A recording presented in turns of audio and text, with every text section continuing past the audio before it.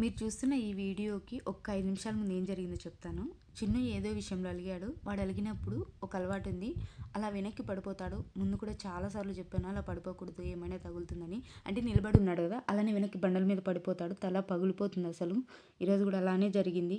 కింద పడి తల దెబ్బ తగిలి ఏడ్చాడు. వాడు అలా పడిపోయి ఏడుస్తుంటే నాకెందుకు చాలా కోపం వచ్చింది. అంటే ఇంకోసారి ఇలా పడొద్దు పడొద్దు ఎన్నిసార్లు చెప్పాలి నీకు, అలా కింద పడొద్దు తల దెబ్బ తగులుతుందని, ఎందుకు పడ్డావు అనేసి నేను వాడిని కొట్టాను. ఇంకోసారి ఇలా చేయొద్దని.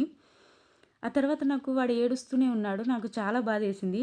అసలు నేను ఎందుకు కొట్టాను, ఏమైంది, నీకు అంత కోపం ఎందుకు వచ్చింది, కొంచెం కంట్రోల్ చేసుకుని ఉండాల్సింది కదా, చిన్నపిల్లాడు వాడికి ఏం తెలుసు అని నన్ను నేనే తిట్టుకున్నాను చాలా. కానీ నిజంగా చెప్పాలంటే కొట్టకుండా ఉండాల్సింది. నేనేమనుకున్నా అంటే అప్పుడు కోపంలో నాకేమనిపించిందంటే ఈసారి కొడితే అయినా వాడికి గుర్తుంటుంది, మళ్ళీ ఇంకొకసారి ఇలా పడిపోడని అనుకున్నాను.